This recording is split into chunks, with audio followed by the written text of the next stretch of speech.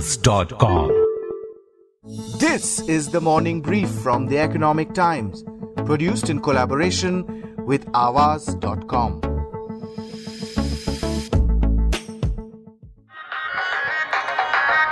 Last few hours of campaigning at the epicenter of the Bengal polls, Nandigram. Honestly, I doubt whether the villagers of Nandigram have seen as many helicopters as they have in the last few months or last few weeks like this time around. Neither have so many national level politicians, film stars flown down and to campaign in this very high decibel election campaigning. That was my colleague Arijit Barman on the last day of campaigning from Nandigram, ground zero in the West Bengal elections and the most keenly watched of the 294 assembly seats. The constituency, which, along with Shingur, laid the ground for Mamata Banerjee to wrest power from the left in 2011, goes to vote today, April 1st, in the second phase of the 8-phase Bengal elections. Those tracking the polls say this is an election unlike any other, with the BJP going all out to try and capture power and Mamata Banerjee giving as good as she gets to retain her state. It's only fitting then that we bring you a special episode on what's being described as a battle for the very soul of Bengal, capturing all its sound and fury.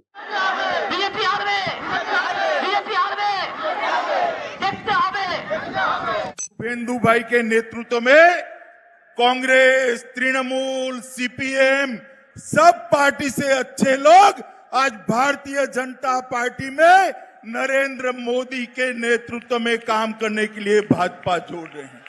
इसी नंदीग्राम में कम्युनिस्टों ने कितनी बड़ी हिंसा की थी, वे शहीद परिवार भी मुझे मिल रहे थे। From the Economic Times, I'm Indulekha Arvind and you're listening to the Morning Brief.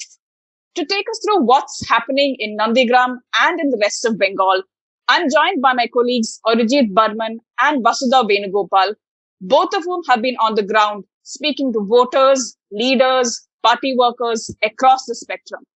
Arijit, Vasudha, I'm really looking forward to the conversation. Thank you for joining us. Nandigram holds a very special significance for Mamata Banerjee. I mean, it's the area that, as I mentioned, along with Shingur, catapulted her into power, and she's abandoned her safe seat of Bhawanipur in Calcutta to pick up the gauntlet thrown at her by the BJP. Arijit, tell us what you saw on the last day of what's been a blistering campaigning in Nandigram. What do people there feel about Didi's last term in power? Indulekha, Nandigram, as you said, is the epicenter of Bengal election. It's a VVIP constituency because here you have the Chief Minister taking on a former protege, not just a protege, and by extension, his father, whom she used to call Bhaiya. So this is the pocket borough of sorts for the Adhikari family. Nandigram, Tamluk, and the nearby areas of East Midnapur and Haldia, south of Bengal.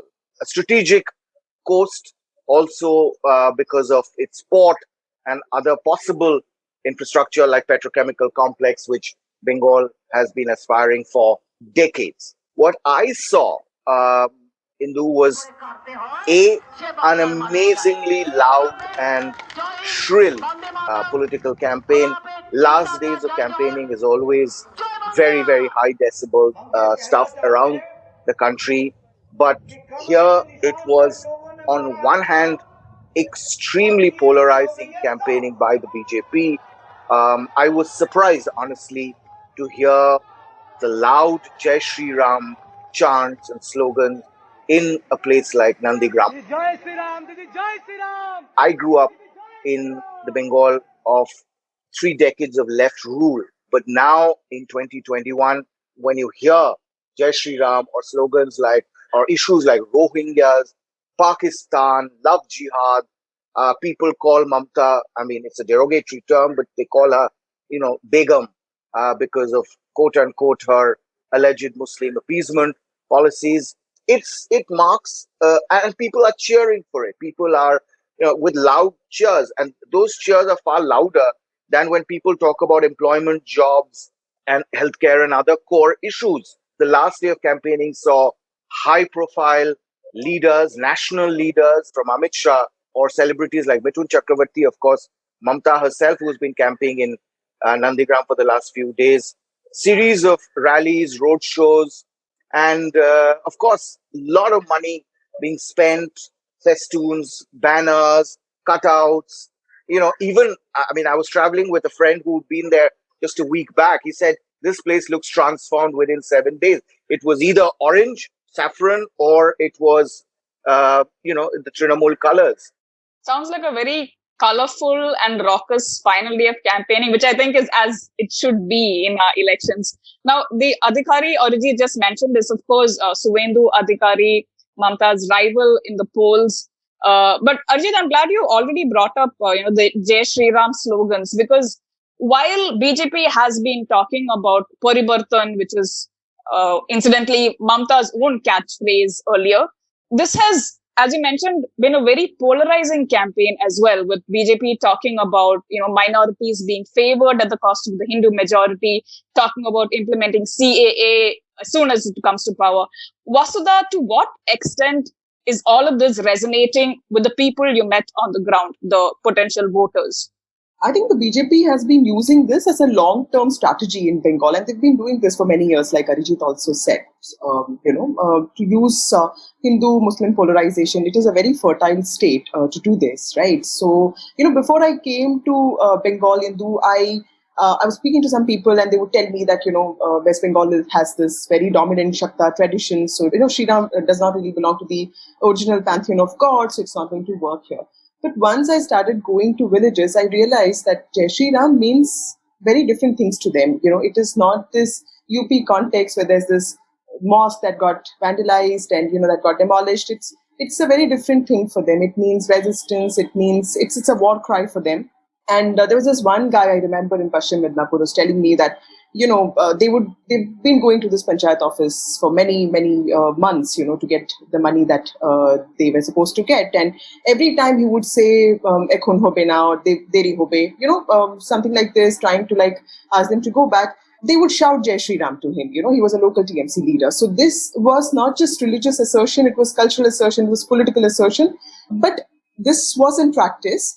But what it did was also mobilize a lot of cadre and their own supporters. I'll just give you an example. I was waiting to cover Amit Shah's rally, and Mamata Banerjee's car passed by the same route. And, you should have seen this group of BJP supporters who, just instantly came and started shouting Jai Shri Ram, just to annoy her, to get her angry. But of course, she went to her own rally and she said, cool Trinamool, just vote with a very cool mind. Cool Trinamool, vote পাবে জোড়া ফুল, ঠিক আছে? তারপর দেখে নেব, ঠিক আছে? মাথায় যেন থাকে। The point is, this is not about faith. It is about the BJP's, victory here. Of course, the BJP has not won here, but, they've at least managed to get people thinking about this, starting with, so many things. I think it started with the fact that Mamata Banerjee announced this 2,500 for the Muslim imams, which, of course, people did not protest then. But, in 2020, when she announced rupees 1,500 for Hindu priests, that is when the BJP latched onto it and said, it took you 10 years to do something like this. BJP caught on to these things very systematically. There was this one school in Uluberia where Saraswati Puja was not allowed because a group of students wanted to celebrate Nabi Divas. So they made it into a statewide movement, right? So they caught on to these issues, and that campaign intensified after, I think, 2017 UP campaign, when the entire focus of BJP went on to Bengal. And 2018, they started reaping benefits of it, because for the first time, we saw this very violent local polls that brought out, problems of law and order in the state, but it also gave the BJP a fine mantle over the state. In 2019, of course, they won 18 seats. Yes, I was just going to say, I guess the 2019 results were a kind of reaffirmation for them about their strategy, Yes, right? yes. And I think TMC knows about it. So if you look at their manifesto, 2016, they had 43 references to Muslim welfare and empowerment. In 2021, they just have 3, and they're not even using the word Muslim in their manifesto. They have used the word minority. It's actually the BJP manifesto which is talking about modernizing madrasas and, empowering Muslims. Even in terms of their candidate selection, they have reduced the number of Muslim candidates. And in all the seats that BJP won in 2019, most of the seats where there were Muslim TMC candidates, they have, they have posted Hindu candidates now. So I think, and of course, you see Mamata Banerjee also reciting Hindu shlokas, and she's also talking about herself as a practicing Hindu. বলবেন হিন্দু ধর্ম নিয়ে আমার সাথে competition করতে, আমি একটা চণ্ডীপাঠ করি, ওং জয়ন্তী মঙ্গলা কালী ভদ্র Kali Kapalini. But BJP has been using this as a strategy because I think it's realized that it strikes a chord, and it's a game that it has played for many years in many states. Exactly, a tried and tested strategy, so to speak. Hindu and Vasudha, if I can just add statistics here, look at the demographics of the state. Hindus 70.54%, Muslims 27.01%, Christians 0.7%, and Sikhs 0.07%. So, you're talking about or trying to woo a 70% block. It's an overwhelming block. And if you see from 2016, TMC's vote share was 44%, almost 45%, which BJP's was 10%. 2019 Lok Sabha, the picture completely changes. 43% of TMC's vote share versus 40.2% of BJP. Clearly, BJP is becoming the main opposition party. The Congress and the left have decimated. So, class politics of the left giving way to caste and maybe perhaps you can say communal or the Hindu politics of the BJP. Absolutely. And as Vasudha mentioned, this is something the BJP does very strategically. They play the long game. But when you spoke to voters on the ground, Vasudha, what were the biggest issues on their minds? Was it, the issue of communalism, or was it jobs? Was it development? What did you hear? So I'll just start with this. There is resentment in people, with regard to, delivery of a lot of social welfare schemes. The problem here is with many of Mamata Banerjee's schemes, being not DBTs. These are not direct benefit transfer schemes like the central government has. It is like Swachh Bharat, where money goes to the panchayat, and then the panchayat people decide who are the beneficiaries. So Bengal also has a 3-layered politicized system like Kerala. You have panchayat samitis, zilla parishads. All of them are full of political people. So the political people, the party people, tell you who the beneficiaries will be. So this is a common thing in villages that I've visited, that they tell you that the same people get benefits of all schemes. The money goes to the panchayat, it never comes to us. So despite Mamata Banerjee's manifesto presenting big promises for women, especially, 1,000 rupees for SC/ST OBC women and 500 rupees for general category women every month. It's a monthly income, it's substantial, but they just feel, how much of this are we going to get? Because a lot of it will be pocketed by, the panchayat people. So that is a big resentment that they have.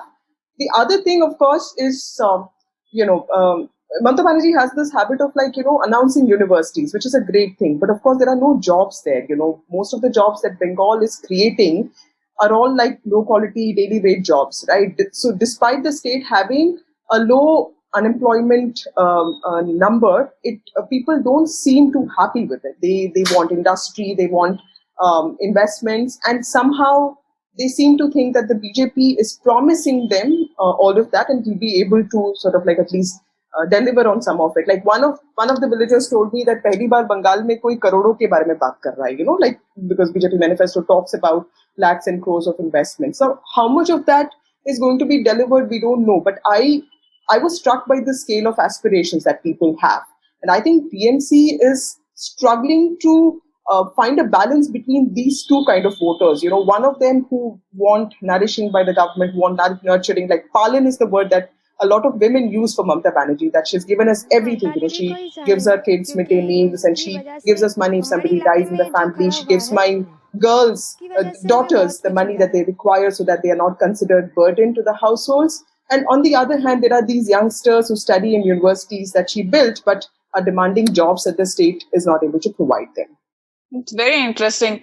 Arijit, what have you heard? Especially, one accusation that we keep reading about is against, TMC workers acting like thugs, people who don't have any power over them. Is this something that came up in your conversations? Of course, this stems from the fact that, unlike the direct benefits, here you have led, the approach is through panchayats, and the panchayats are filled with political people. And so there is a lot of graft and rent seeking. It doesn't reach the real beneficiaries. And there are people over the last 10 years have suddenly minted tons of money from irrigation projects, from, road construction.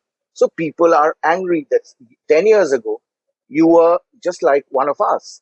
Just because you became a panchayat leader and then went on to become a panchayat leader, you appropriate everything which is actually supposed to be for us, for the villagers. So that anger, resentment is very much there.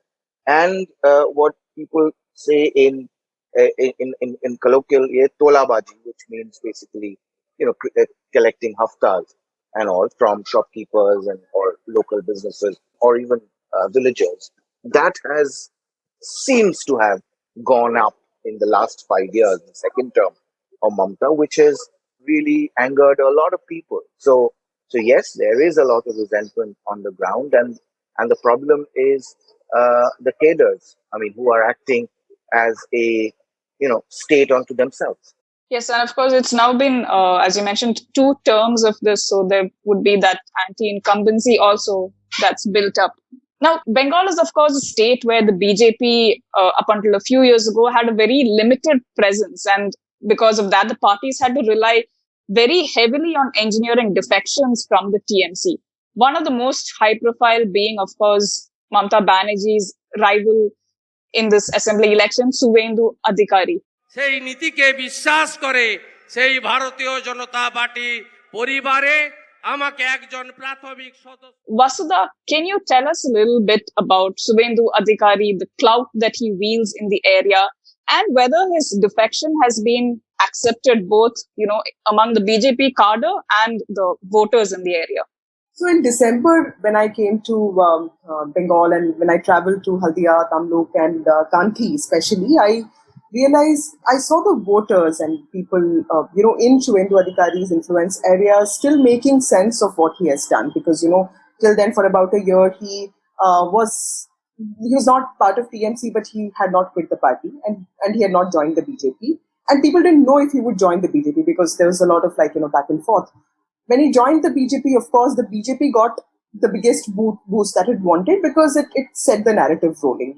He came along with 15 other MLAs, not from Purba Midnapur, but from across the state, right? And after that, you see people like Rajiv Banerjee, Vaishali Dalmia, Prabir Ghoshal, so many other MLAs who have specific expert areas, they all came and joined the BJP.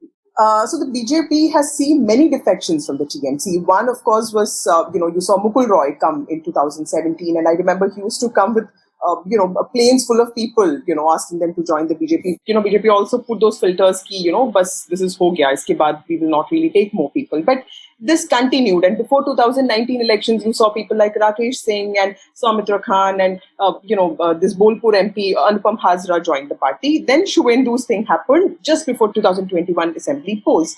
This has given a lot of boost to the party because Suvendu Adhikari is not any regular candidate. He holds a lot of sway over voters, and there is a certain thing to his personality that, added with BJP, has set the momentum for not just the party but also for Suvendu Adhikari. Now, people see him as a future CM or a future deputy CM. They see he is anyway a very strong mobilizer. He comes from an influential family. His strength comes not just from his own capabilities but also that he holds a lot of influence. I mean, he used to hold positions in Diga Development Board, Haldia Development Board. These are institutions that hold the power to the economy of this place. So Shubhendu Adhikari is also a Z category, candidate. Then, of course, you see Mamata Banerjee is also a Z plus category, candidate. So Nandigram has suddenly become this high voltage campaign constituency because both of them have been together at one point. And TMC in Nandigram was Shubhendu Adhikari's organization. So while BJP is facing organizational issues in other parts of the state, in Nandigram, that is not an issue because Shubhendu Adhikari defected with his entire organization. Like a lot of people who were part of TMC followed him to the BJP. This is not something that you see in other parts of the state, but the BJP is still trying to back on sentiment and not really on its organizational power. That's fascinating. So in a sense, that has galvanized the BJP cadre rather than creating any kind of resentment, right? Yes, his defection, of course, has been able to do that. And, Shubhendu Adhikari, when I met him, I interviewed him on December 22nd. He told me that he's totally unmarried, he doesn't have children. And there was so much of this pracharak-like, personality to him, and he was talking to reporters on how he has always respected the Sangh guys. And, so there is something that is very alpha masculine about him, which, fits in well with the Sangh Parivar thing. He fits in well with the BJP and the BJP fits in well with him is what I think. And look at the people who are putting their weight behind him. I mean, look at the guys who have campaigned for him. Yogi Adityanath. आज से 14 वर्ष पहले इसी नंदीग्राम में Amit Shah. I had thought that even the Prime Minister would come here. He didn't. But these are heavyweight campaigners. I'm not getting into the celebs and the glamour quotient that a Mithun Chakravarti or other celebrities bring. But I'm talking about serious politicians. These are the heavyweights of the BJP. And Vasudha went to several of these rallies and it is having an impact. I mean, Shubhendu was like a brother. Mamata used to call his father, who was a former Minister of State in Manmohan Singh's cabinet as well, Bhaiya. There would be like Rakhi ceremonies and all. And he was literally like the number 2 till very recently. So people have seen the growth of Shubhendu within Trinamool. And, Vasudha also, has reported about this. There was a leaked audio tape conversation between someone who likes Shubhendu, a young leader who moved to the BJP and is now working for Shubhendu. And Mamata apparently allegedly called him and they had a chat. তুমি তো অনেক young ছেলে এবং অনেক কাজ করো, আমি জানি সবকিছু। তুমি একটু আমাদের সাহায্য করে দাও না, তুমি দেখবে কোনো অসুবিধা হবে না। কিন্তু দিদি, সেটা তো আমি যদি বলি শুনে, এটা আপনাকে দেখেই কিন্তু আমার পরিবার রাজনীতি করেছিল। If you see the tone of the chief minister, remember, Mamata is used, there's people like the way she talks. She's very direct to the point, almost aggressive and very colloquial when she's talking. That's her charm. But here in this telephone conversation, days before Nandigram goes to poll, you see someone talking to a young, BJP worker who's moved to BJP from TMC, working for Shubhendu, requesting him that forget the past, come and help me. The words are very, very important. I have not seen Mamata use these words to anybody like this. Help me, to me, sounds like, that as Vasudha was also saying, that it's a tough fight. Absolutely. And it's incidents like these, I think, which is keeping everyone on the edge of their seats as far as this contest is concerned. But Arijit, are voters comfortable with, Shubhendu having switched parties? And also, could you tell us about what Trinamool is banking on in these elections? Is it, the whole sympathy factor with Mamata being betrayed in a sense? Is it the local versus outsider factor that Mamata has kind of been speaking about a lot? Yes, which is why in Nandigram, the Bhumi Putra is Shubhendu and Mamata is the outsider. That's the position. But obviously in the state, Mamata's TMC is projecting the BJP as the outsider and she as the son of the soil, the daughter of Bengal. And so TMC, obviously, the biggest for them, the X factor still remains their leader. Firebrand, full of chutzpah, energy. I was out there for one day. It in this heat, it saps you, believe me.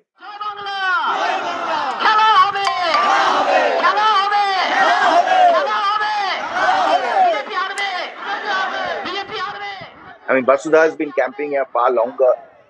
She can also share her thoughts.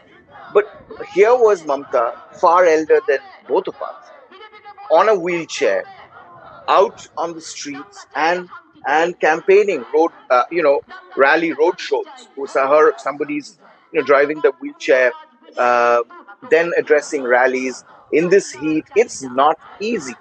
So she knows that she is the face of the party, and she's campaigning day in, day out, because she knows what's at stake here. She's obviously trying to project BJP as the communal party who will bring in CAA, will divide the state into religious lines, and her brand of development, which is her Kanyashi scheme, her state insurance scheme, which is their counter to Ayushman Bharat. And the scheme that she said, Vasudha said that, giving cash to the girl, making them independent. But at the end of the day, along with all that social schemes, you also need large scale investments, which still is not coming in West Bengal. Yes, there is a lot of IT and tech, because development of the sectors because of the large English speaking population in and around Kolkata or in different parts of the state. But tea industry struggling, jute industry almost dead. So there is not, the whole e-commerce and the digital boom more in Maharashtra, Gurgaon, Bangalore, elsewhere hasn't really come to Bengal. So you need development across the board and cut down on corruption. Of course. Now, we haven't got a chance to talk about the CPM yet, ironically, considering it's Bengal. But Arijit, Nandigram was CPM's Waterloo in a sense, along with Shingur. All these years later, have they been able to do any kind of damage control, win back any ground? I don't think so. I don't think so, because the entire party infrastructure has decimated. And it's even 10 years later, it's in shambles. They have not been able to rebuild, refocus. What is heartening, though, this time around is to see a large number of young, maybe some even urbane leaders who come up and are actually fighting the polls in the heat and dust of Bengal. So you have whether former JNU leader Oishi or from Shingur, young in late 20s or early 30s. Across the state, we see quite I think close to a dozen or a little bit more of them who are below 35. So young faces, refreshing, new ideas. But the problem with the left is that the entire party organization, the cadres and the district or panchayat by panchayat, that infrastructure that they had built is gone, and they have not been able to build on it. So even if they do a little better in terms of vote share, in Nandigram, for example, in 2016, there were some booths where the left, there were only 13 or 15 votes for the left. So people in Nandigram, for example, have not forgotten or have not forgiven the left or what they did. Here were a party supposed to be pro-farmer, pro-poor. The police establishment actually came along with the left CPIM goons, of course, opened fire and villagers were killed on 15th of March in 2007. They have not forgotten that. So the left still tottering. It's nice to see new faces, new ideas, and even they're using remixes of Tollywood, which is the film, the local film industry, popular songs. It's bizarre that the left Bhadralok is now quoting Tollywood, which was till very recently beneath them. But it's nice. I mean, I don't have a problem if you use mass media or popular culture with the changing times. But to win an election, you need massive ground level organizational support, which the BJP now has, and Trinamool, of course, because en masse, before 10 years ago, the CPIM cadre moved to TMC. Many of them have moved to BJP, but still left everyone. Very rarely have anyone come back and join the left. And of course, money power, which they don't have. You need serious amount of money to, I'm not saying to win or, just to actually organize rallies and all. It's a very expensive exercise. Absolutely, there's no denying that. And very interesting here that Nandigram still carries the scars of even so many years later. My last question to wrap up what's been a fascinating discussion. Vasudha and Arijit, if you could both tell us, what's at stake. Vasudha, if you could tell us what's at stake for the BJP if they lose Bengal, and Arijit, if you could say the same about the TMC. Well, so, I think, there is this part of national discourse that sometimes regional parties articulate the regional aspirations of people better, and they know what their people want. So, we've seen, Biju Janata Dal or, Aam Aadmi Party coming to power in certain states, but we've also seen BJP coming to power in, Bihar, of course, in an alliance, but you see that national parties are making an impact in states which have had the presence of strong regional parties. So if BJP loses Bengal, the point is for the Home Minister Amit Shah, who's been talking about Bengal for, 7 years now. For him, this is really, really important. There are two states that he always talks about when he's talking about BJP's expansion. One is, of course, Bengal, and one is Kerala, because, of course, the presence of left is what bothers them. Communism versus nationalism. There's so much at war here, right? So Bengal is more than just a political battle for the BJP. It's an ideological battle. Their founder comes from this state. They have worked for years and years to sort of revive their organization, but they've not really sort of succeeded. And the RSS was inactive for many years because they could not just work here. They just left it. And suddenly, after 2016, when Dilip Ghosh won that first seat in Kharagpur, and before that, there was a by-poll that Shamik Bhattacharya won, and suddenly things started looking up for them, mainly because of the resentment that voters have with the ruling party there.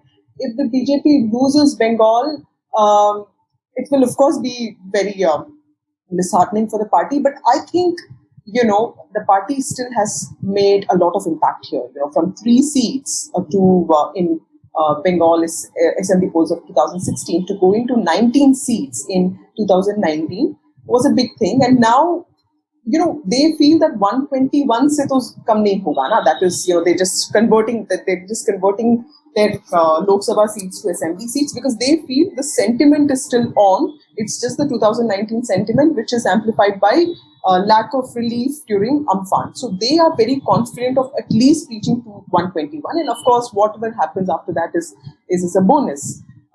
So yeah, this will be a loss for not just the BJP, but also for the Sangh Parivar. But, I do think that at some point the BJP is going to make inroads, is going to win the state. If not this time, it's going to happen at some point. Like there was this voter who told me BJP party ashbe kintu time lagbe.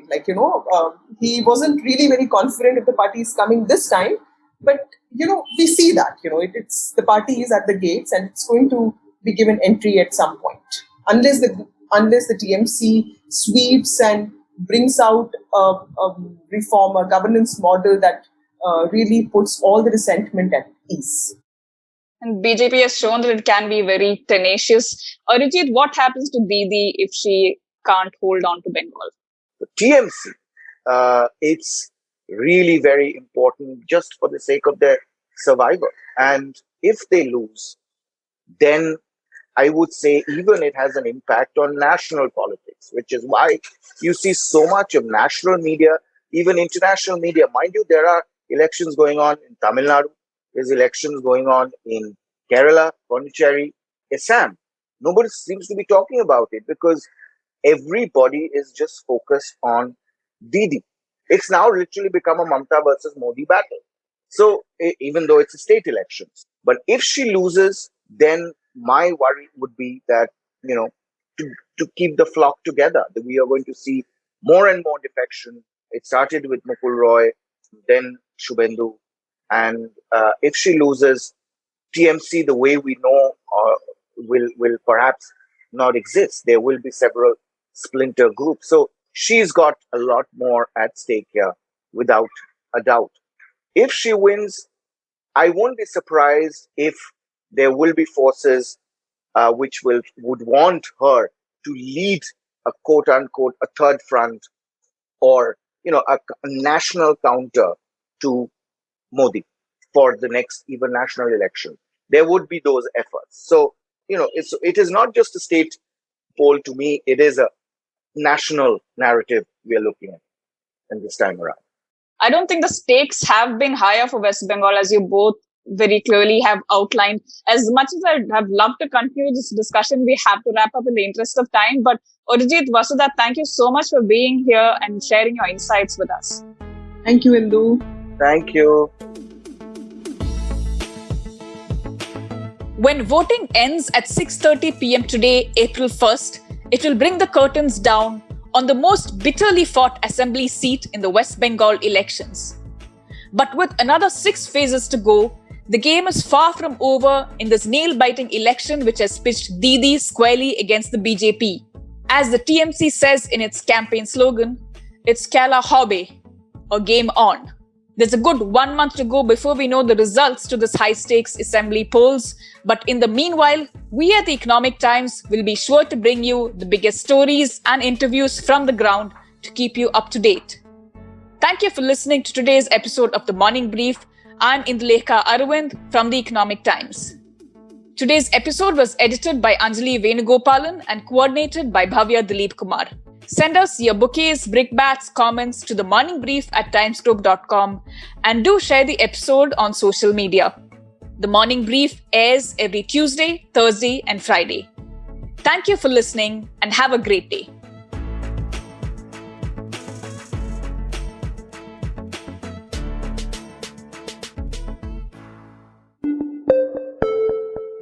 Avaz.com